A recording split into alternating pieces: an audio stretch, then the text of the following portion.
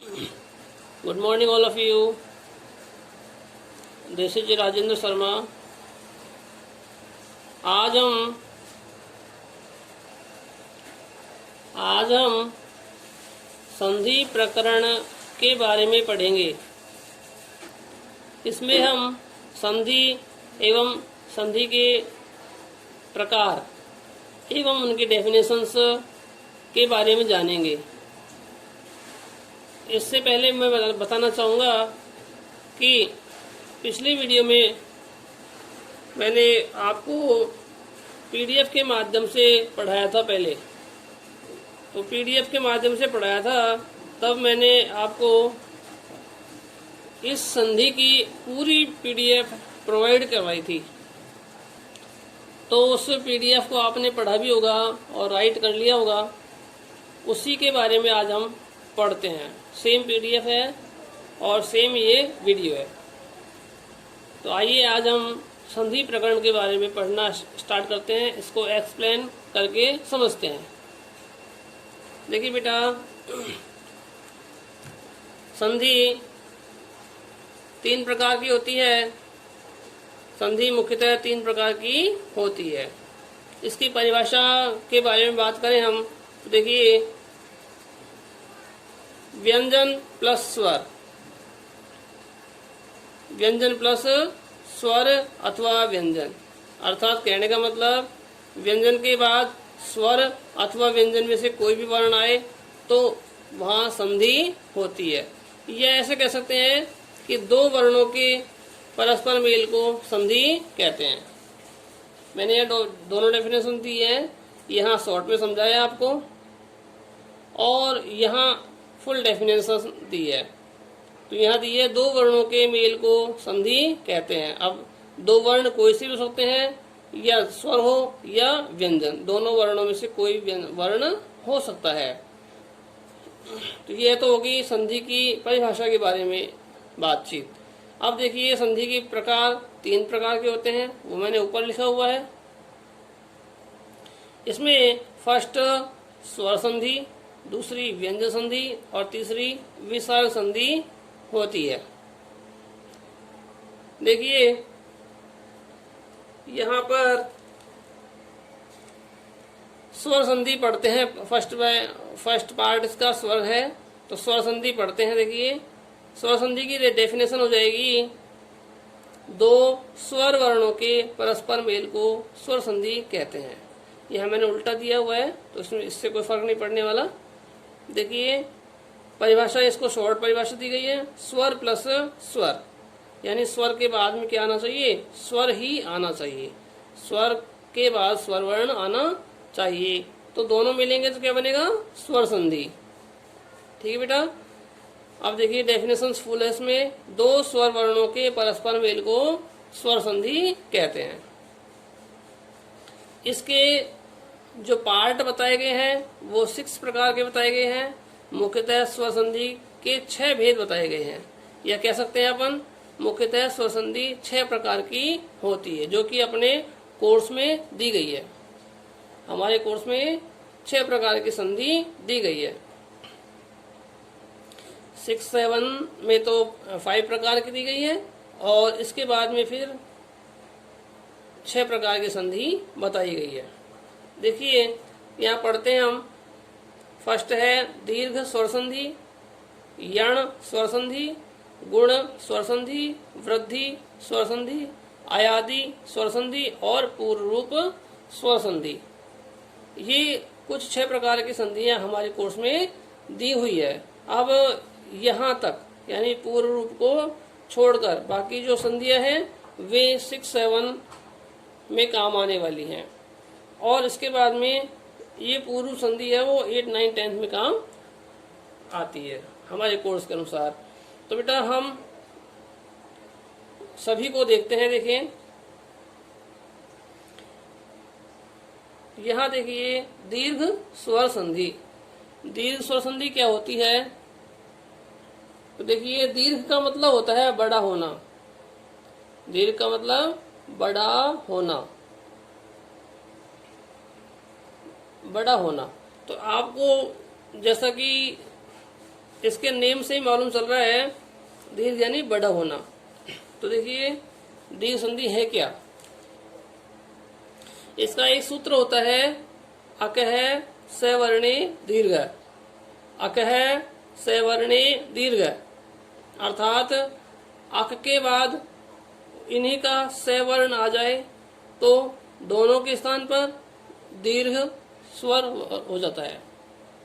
कैसे देखते हैं, अक क्या क्या है, सवर्ण कौन सा है, दीर्घ क्या होता है। देखिए अक का मतलब हो गया ए ई उ ऋषि और लृ, ये पांच जो वर्ण है, ये पांचों स्वर वर्ण अक के अंतर्गत आते हैं। यानी ए और क के बीच में ये 5 वर्ण सम्मिलित होते हैं, इसलिए इन्हें हम अक कहते हैं। अब देखिए अक का हमको मालूम चल गया अक किसे कहते हैं। तो अब इसके बाद देखेंगे सवर्ण। सवर्ण का मतलब होता है बेटा समान वर्ण। अब समान वर्ण कैसे, अक के समान, अक के समान जो वर्ण है वे क्या कहलाएंगे, सवर्ण कहलाएंगे। जैसे ए का समान वर्ण है ए या आ, ई का समान वर्ण है छोटी ई और बड़ी ई, उ का समान वर्ण है छोटा उ या बड़ा उ, ऋषि का समान वर्ण है छोटी ऋषि या बड़ी ऋषि, लृ का समान वर्ण है छोटी लृ या बड़ी लृ। तो देखिए बेटा सामने मैंने दे रखा है, यहाँ पर यहाँ ए ई उ लृ है, यहाँ पर भी ए ई उ लृ है। तो ये वर्ण आपस में मिलेंगे, परस्पर इनका मेल होगा तो क्या बनेगा, ए के स्थान पर आ बनेगा, ई के स्थान पर बड़ी ई बनेगी, उ के स्थान पर बड़ा उ बनेगा, रे और री के स्थान पर बड़ी ऋषि बनेगी और लृ के स्थान पर बड़ी लृ बनेगी। यहाँ पर बड़ी लृ और छोटी लृ समान होती हैं, इसलिए एक जैसे लिखी जाती हैं। ध्यान रखना, यहाँ ऋषि में सिंगल गांठ होती है और यहाँ बड़े ऋषि में डबल गांठ होती है। तो इसको पहचानने का तरीका इस प्रकार से होता है। लेकिन लृ जो है बड़ी भी सेम होती है और छोटी भी सेम ही लिखते हैं।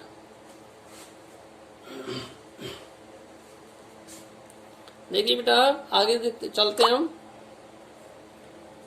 यहाँ तक हमने इसको समझा। अकह सवर्णे दीर्घ, अक के बाद उन्हीं का सवर्ण यानी समान वर्ण आए तो दोनों के स्थान पर दीर्घ हो जाता है। जैसे ए के स्थान पर आ हो गया, ई के स्थान पर बड़ी ई हो गई।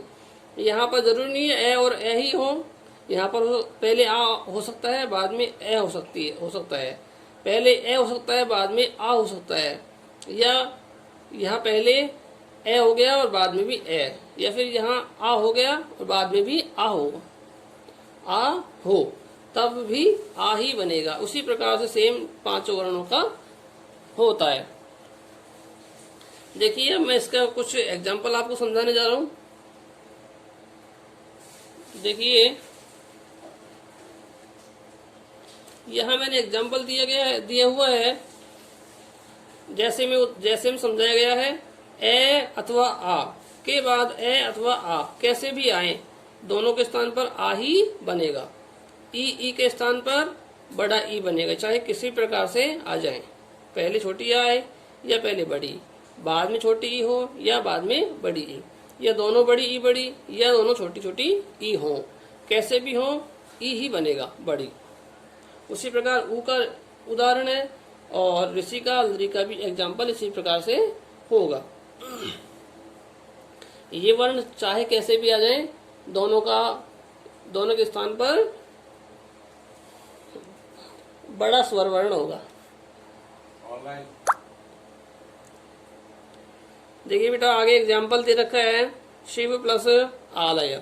देखिए यहाँ पर शिव वह जो वर्ण है उसमें ए की मात्रा है और आगे आ की मात्रा है, तो ए प्लस आ मिलकर बनेगा दीर्घ। दीर्घ क्या होता है, बड़ा, और यह बना आ। इसी प्रकार से इसको टुकड़ों में दे रखा है अपन ने, शिव प्लस ए प्लस आलय। देखिए इस व में से ए हमने निकाला और आगे आ लिख दिया ऐसे कैसे, तो ए प्लस आ दोनों मिले, ये दोनों मिल करके बन गया दीर्घ स्वर यानी आ बन गया। अब हम इस शिव में वापस इसको ऐड करेंगे, आ को ऐड करेंगे, बनेगा शिवा, इधर बना लय। फिर इसके बाद इन दोनों को ऐड करेंगे तो क्या बना शिवालय। देखिए बेटा, यहाँ इसका अन्य उदाहरण, दूसरा उदाहरण दे रखा है हिम प्लस आलय।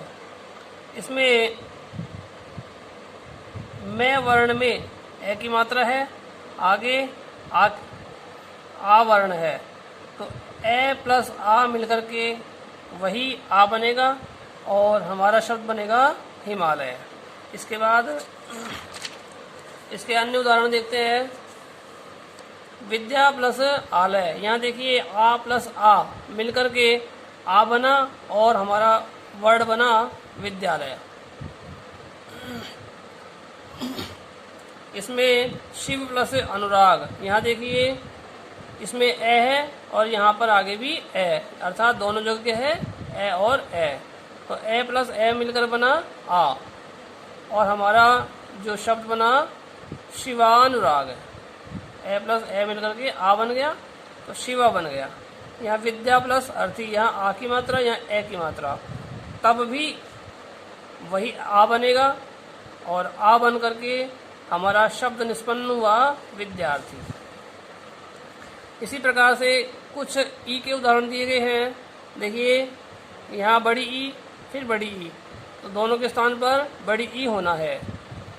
यहाँ बड़ी ई, यहाँ पर छोटी ई, इन दोनों के स्थान पर भी बड़ी ई बनेगा।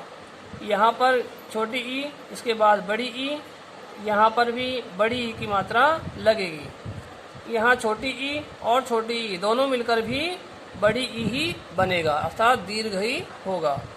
ऊ के उदाहरण देखते हैं, एग्जाम्पल देखिए ऊ प्लस ऊ, छोटा ऊ और छोटा ऊ, तो बड़ा ऊ बना। इसमें बड़ा ऊ प्लस छोटा ऊ दोनों मिलकर बने बड़ा ऊ। यहाँ छोटा ऊ और यहाँ बड़ा ऊ दोनों मिलकर बना बड़ा ऊ यानी दीर्घ हुआ। यहाँ दोनों बड़े ऊ की मात्रा है तो यहाँ पर भी बड़ा ऊ ही बनेगा। इस प्रकार से कुछ एग्जाम्पल है ऊ के भी, तो देखिए इन सब का होना है दीर्घ।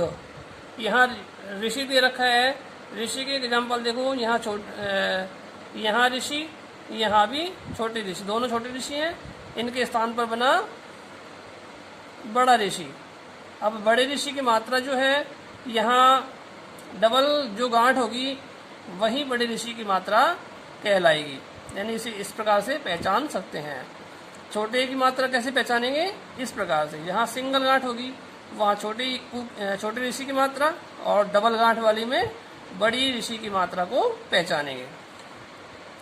यहाँ मैंने इसकी फुल डेफिनेशन दी हुई है। देखिए इसमें से ऋषि की मात्रा निकाली तो ऋषि बन गया। ऋषि को लिखते हैं तब तो ऐसे लिखते हैं, और जब मात्रा लगाते हैं तो इस प्रकार से मात्रा लगाते हैं। देखिए बेटा, इसमें से ऋषि निकाला इस प्रकार हुआ, और आगे भी ऋषि है, दोनों ऋषि मिल करके बड़ा ऋषि बना। बड़े ऋषि को वापस इसमें जोड़ेंगे तो इस प्रकार से डबल मात्रा वाला ऋषि, डबल गांठ वाला ऋषि बन जाएगा। और इन सबको ऐड किया तो हमारा शब्द निष्पन्न हुआ पितृणम। बोलेंगे इसको पितृणम। इसी प्रकार से एक एग्जाम्पल और भी है मातृणम, तो मातृणम भी इस प्रकार से बनेगा, और लास्ट में यहाँ पी की जगह माँ आ जाएगा तो क्या बन जाएगा? मातृणम। इसी प्रकार से होगा, लेकिन ये माँ इसमें जुड़ जाएगा, पी हट जाएगा। ठीक है मेरे स्टूडेंट, अब देखिए अगली वीडियो में मैं आपको इसी के पार्ट, आज हमने दीर्घ संधि समझी है, कल हम इसी का पार्ट जो यण संधि है उसके बारे में चर्चा करेंगे। Thank you all of you, have you nice day.